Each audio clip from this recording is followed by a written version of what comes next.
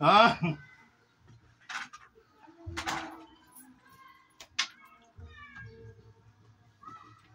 hello guys, good morning once again. Uh, Today is Friday, January 26, 2024. Ilang tulog na rin lang, mawawala na naman yung month of January, first month of our year, no? So guys, shout out sa ating mga OFW scattered around the world. Nandito tayo sa ating ulit sa ating dito sa ating paboritong kubo, no? Sira-sirang kubo. Okay? So, di naman ano, walang alam haligi. Kasi ano na ito 6 years na. Okay? So, naubos na siya nung mga tawag nun. Naubos na siya sa mga anay. Yun. And then,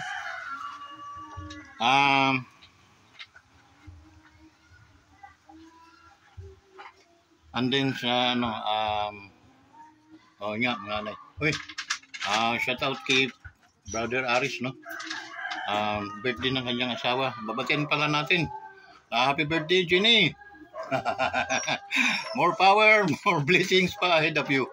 So, happy birthday, and happy birthday. Okay? Birthday coming from Aris and Kuya Beans. Thank you. So, yun, birthday asawa ni Brother Aris, no? Yun, guys, yung ating mga kaibigan na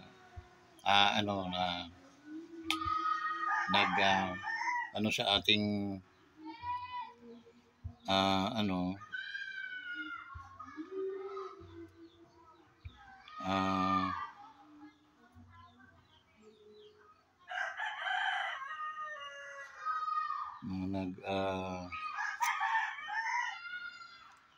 tawag nun,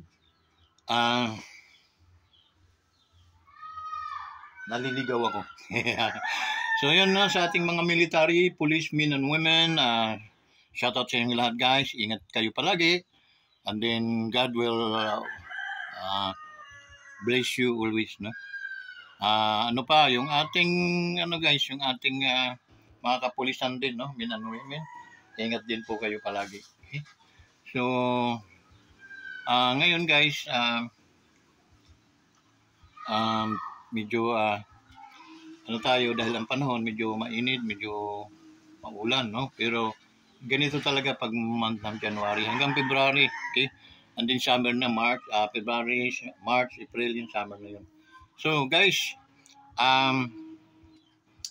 maraming salamat sa suporta ninyo sa ating YouTube channel. Maraming salamat din sa tiwala ninyo, no? Nagtataka lang ako about 7 days na walang nag-subscribe. Okay? What's happening, no? Hindi ko alam.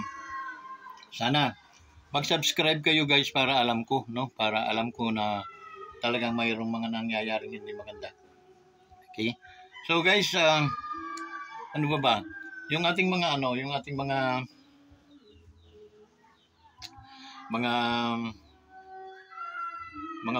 pamamaraan para tayo ay makakuha ng maraming subscriber. Dito ako kumukuha sa aking messenger, no? Sa aking mga friends, FB friends. Kaso lang, hindi ko alam bakit hindi sila nagre-response, no? Sa aking paghingi sa kanila ng support. Yun man, mayroon mang isa sa inyong dinig ng mga friends ko sa YouTube ay sa Facebook. Sana maunawaan ninyo kung bakit ako humihingi sa inyo ng tulong, no, support sa aking YouTube channel. Ang support ko naman na hinihingi sa inyo yung ay mag-subscribe lang kayo, either mag-like sa ating mga video. Yun na pinakamalaking tulong na po yung para sa akin. Okay? So that's why pag po kayo makatubiling ibigay sa akin ng mga ganung bagay. Okay, ano pa? Yung ating mga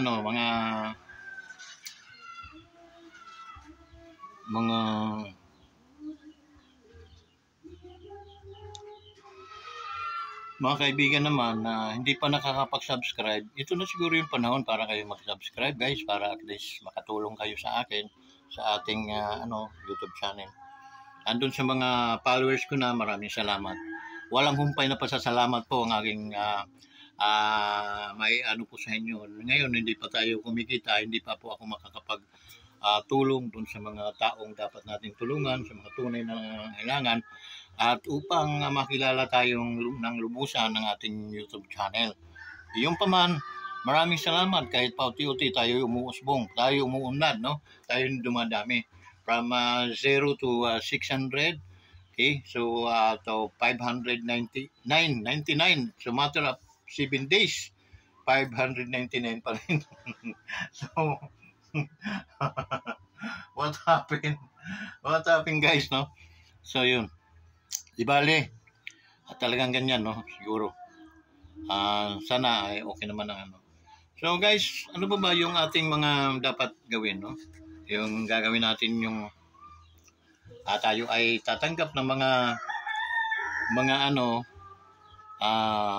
pag resolba ng mga problema, lalo na sa pamilya, lalo na sa mga pag-ibig ninyo na medyo nagkakalamat. Okay? Very much tayo dan, no? Sobrang experience natin diyan sa mga bagay na yun. Ang mga maipapayo naman natin, babase natin sa payo ng biblically, no? Yung makabibliang payo naman ang ating ibibigay sa inyo. Okay? Ang hangad natin na umusbong pa, bumalik ang inyong pagkakaunawaan, ang inyong pagmamahalan, hindi hantong sa hiwalayan. Okay? So yun ang inyong lingkod para ibabalansin natin yung takbo ng mga pamumuhay natin dito sa ating mundong ibabaw. So guys, ano ba yung mga bagay-bagay na ating anuhan ngayon, no? Ating tawag noon, ating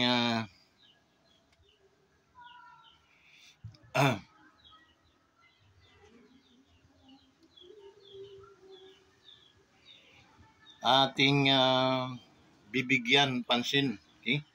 Anong mga bagay-bagay na ating gagawin para at least tayo ay pag-deliver ng magandang sa ating lipunan.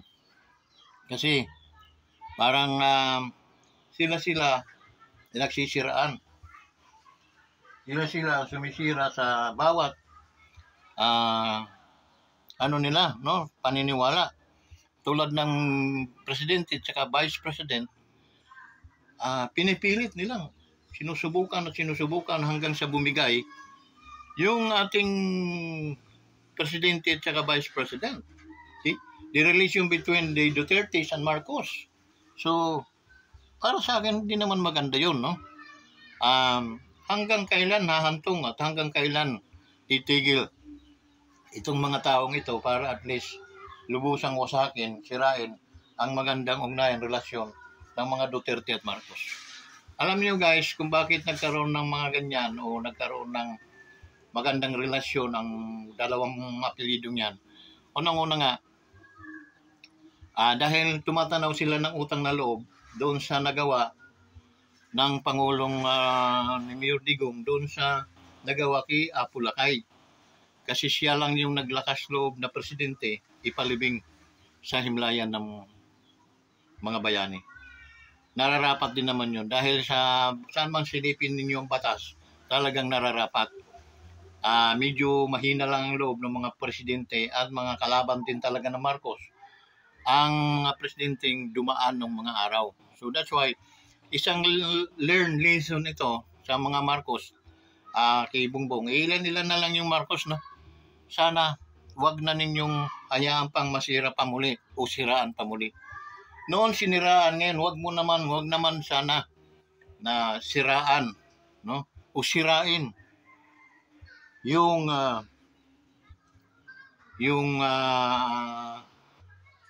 Marcos na mga apelyido. Ilan na lang yun, no? Si Aimee, Senadora Aimee, at saka itong si Bongbong Marcos na ating presidente ngayon. So, sana aralin pa ng aralin ng ating Pangulo kung paano titibay ang magandang relasyon ng dalawang pamilyang ito. Okay? Kasi kung gugustuhin naman ng Pangulo na hindi talaga mabahiran ng yung dungis ang bawat pamilya nila, ay nasa Pangulo din yun. Dahil ang Pangulo, ang pinaka-powerful na sa panahong ito, no? He has the command, no? Nasa kanya yung komando. Ika nga. So, madali po para sa kanya itong ayusin. Okay? Sana wag mananahimik ang ating Pangulo oras na nakikita at nararamdaman na yung mga gusto o batuhan na ng masasamang mga salita between the Duterte and Marcoses. Okay? So wag po tayong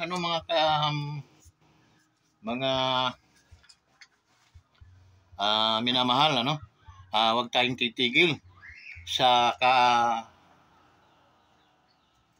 kababakod doon sa mga matitino at magagandang mga tao na dapat natin bakuran para hindi mapasok ng mga negatibong mga bagay. Okay? Ito naman mga taong sumasakay. Okay? Sumasakay. Aralin muna ninyo guys, mga sir. Aralin muna ninyo yung mga bagay-bagay na dapat yung aralin bago po ninyo sana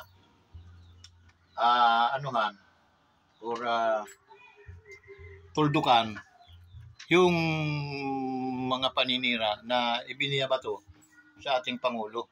Okay? Wala naman po ako nakikitang masamang tinapay na ginawa ng Pangulo para sa inyo. Hindi naman kayo pinersecute, hindi rin naman kayo inapi.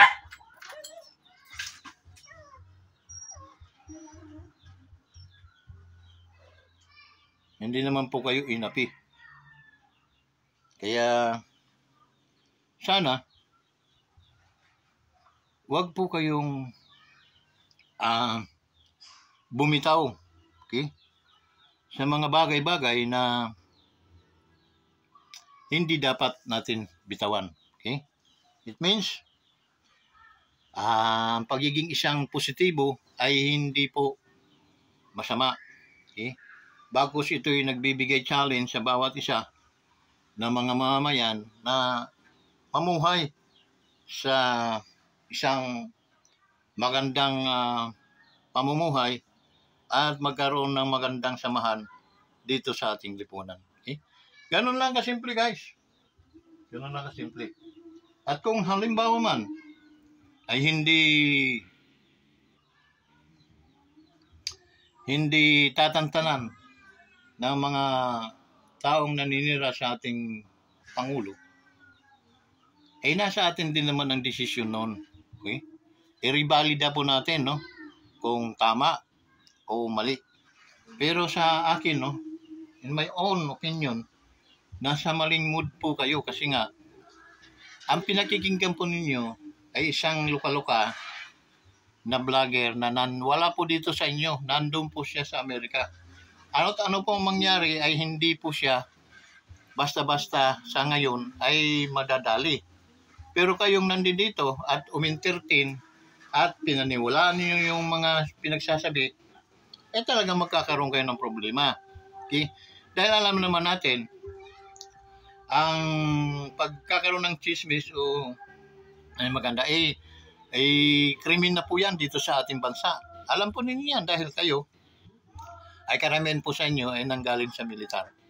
Sana manawaan po ninyo. Hindi po ako nakikipag-debate, nakikipag-away sa inyo. Ako'y sumasaludo po sa inyo, ako'y humahanga dahil ako po ay inyong mga po ninyo ako, supporter o follower.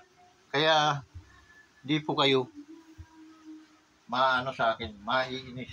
Ang sa akin lang, kung ano yung tama at totoo para sa akin ay sinasabi ko po. Okay? Sinasabi. Ngayon, nasa inyo naman po yun yung pagbalagkas, no? Babalagkasin niyo yung kung talagang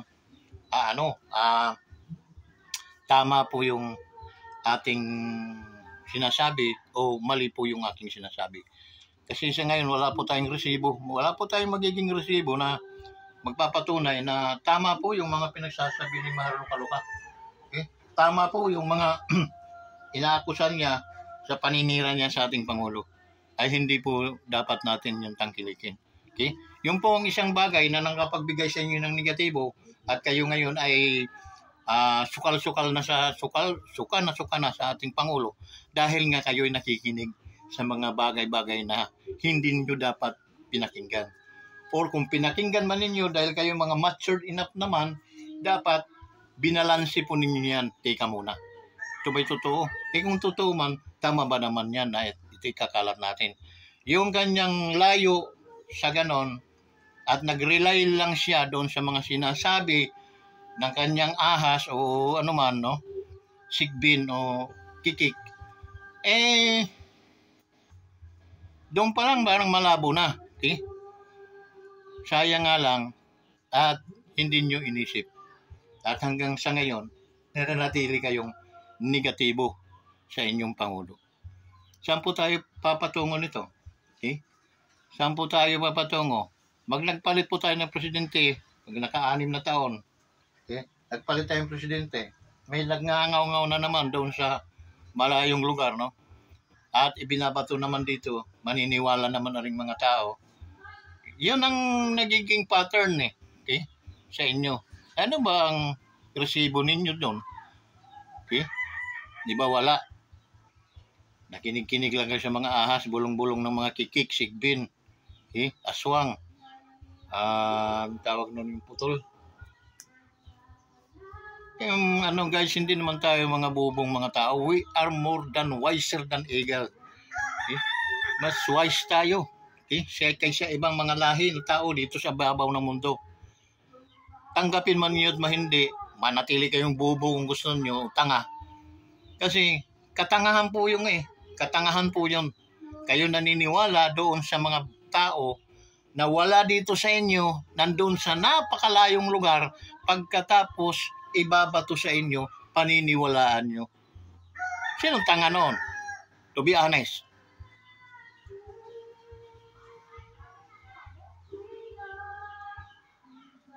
Paninindigan nyo kasi nga kayo ay mga taong ika nga may paninindigan. Pero nasa ng paninindigan yung tama pag ganyan ang ginagawa nyo. Ako nagre-remind lang ako kasi hulog na hulog kayo sa bitag nung tarantadang luka-luka na yon. Aralin nyo yung kanyang mga vlog. Puro paninira sa presidente mo at presidente ko. Alamin mo kung saan nanggaling yung hayop na yon. Galing yon sa DDS at galing din yon sa Unitim. Hindi pa ako nag-vlog na yan. Pinapanood, sinusubaybayan ko na. Follower na ako niyan. Kaya subaybay ko ang mga vlog niyan araw-araw. Araw-araw. Ngunit, dumating yung panahon na ako nag-vlog na dahil nga gusto ko rin naman kasing mag-react. Gusto kong suportahan yung mga dapat kong suportahan ng mga tao. Katulad kay Pangulong Mayor Digong, no, sa dating Pangulo. Mga ilang years from now, mayroon na akong nakapost sa FB. Ito yung taong dumating at lininis niya yung ating lansangan. Totoo naman. Andalan niya tapang, determinasyon, at saka yung pagiging Pilipinong tunay. Yun ang kanyang dala-dala. Hindi siya sa mga kalimbang ng pera, kalansing ng pera. Okay? So yun, kaya naniwala ko sa mga Duterte.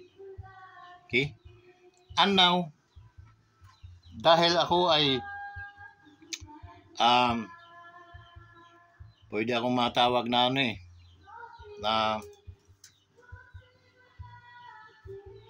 ako ni Cristo, ni Cristo ni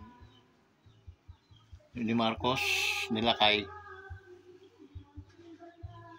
ni Apo Lakay. Ako'y apostolis. Po ako talaga, supporter po ako ni Apo Lakay. Because dapat mong suportahan naman yung mga ganyang tao. Bibihira ang mga taong ganyan. Napaka-talented na tao. Very brilliant na tao. Wala na po tayo ngayon yan. Okay? Wala na. Itong Marcos, 60 na rin yan. Di ilan na, no? Wala na. Sinong susunod yan? Okay? So that's why, after that, balik sa Duterte ulit. Okay? That's good. That's better. Good, no? Para umangat at umabanti naman ang bansang Pilipinas. So yun guys, yun ang reason kung bakit tayo ay nagdaradakdak dito, dahil nga kina-counter ko yung inyong mga pagkakamali sa ngayon. Ano mga pagkakamali ninyo? Yung Pangulo mismo natin ay sinisiraan, sumasakay pa kayo. Sinasakyan ninyo. Okay? So, ano ba talaga tayong klaseng tao? Hindi naman kayo ordinaryong tao. Nanggaling kayo sa militar. Well-trained kayo. Okay? And then ngayon, dahil sa putaktak nitong vlogger na ito, pinaniniwalaan nyo. Napakababaw naman ng inyong, definitely, magsasalita ko sa inyo, napakababaw ng inyong kaligayahan. Okay? Ni mga lahati yan, taong yan, no, si Luka-Luka sa aura ng ating Pangulo at First Lady, napakalayo.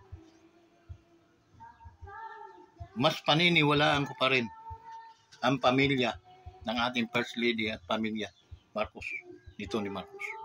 Bakit? In the sense na hindi nila pwedeng sirain ang kanilang sarili at ang gagawa ng mga kasiraan ay itong Luka-Lukang si Mahar Luka-Luka. Okay? Tingnan nyo. Pakinggan nyo yung mga vlog niya, no? Video niya. Pag bukas ng bungangan niya, puro paninira na yan. At tuwang-tuwa kayo. Dapat kayo ang bumunot ng dilan yan para at least nakita nyo. Mahal po namin ang bayan, ang bansang Pilipinas. Okay? Ganon dapat. Hindi yung napakababaw niya. Isang sigbin o isang kikik, paniniwalaan nyo. Dahil sa bulong-bulong ng ahas-ahas, ika nga, puting ahas o ano. Di ba kayo magigising? Kailan pa ba kayo kaya magigising, mga bay, mga general? Kailan pa ba kayo magigising? Mabuti pa manahimik na lang kayo. Kumuha kayo ng sarili ninyong at pag napatunayan nyo, yun. Hindi yung nakakuha kayo doon ng yung video, pinaniwalaan naman yung babaw niyo ba? Para kayong hindi nag-training ng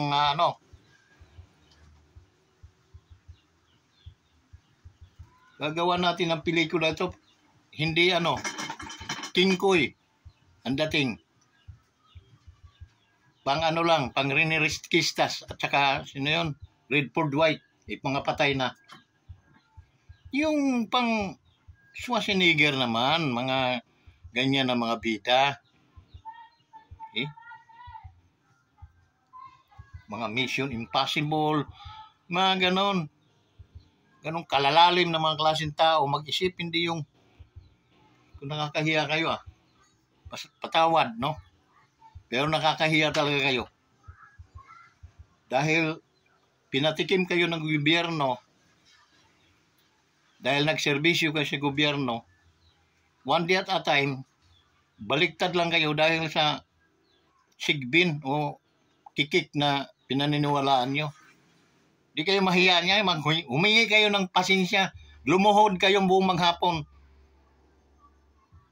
para makita niyo yung inyong mali.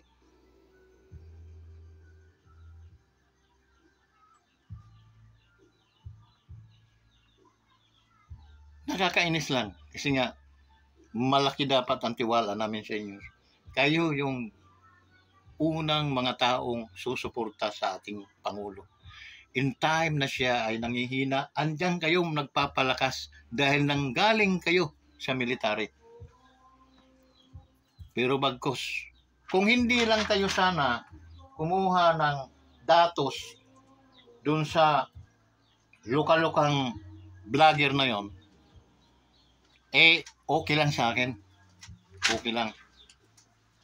Pero kaso, doon ko yung kumuha ng datos. Tuwang-tuwa naman yung panay ang gawa ng datos. Pinagtatawanan kayo.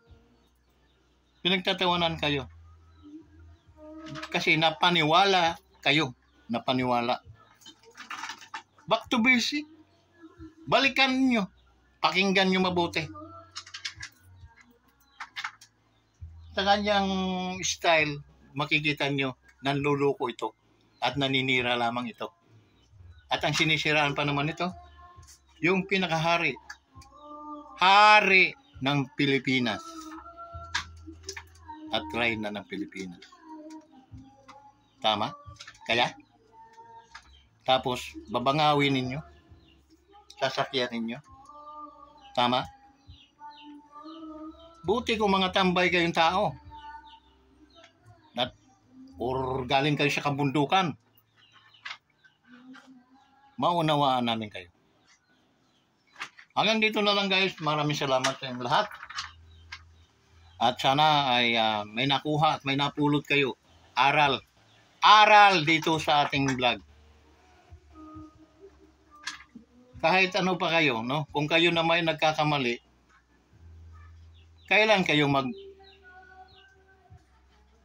nyo isipin na kayo ay nagkamali? Kung ang pundasyon nyo yung siraulong vlogger na wala naman dito. Yun ang pundasyon nyo. Dahil nagpaniwala kayo, hangang-hanga pa kayo. Kung di ba naman kayo mga bulastok ng mga klaseng tao, hangaan nyo yung ano na yan na hindi naman yung kilala. Mas kilala nyo itong anak ni Ferdinand Marcos Sr.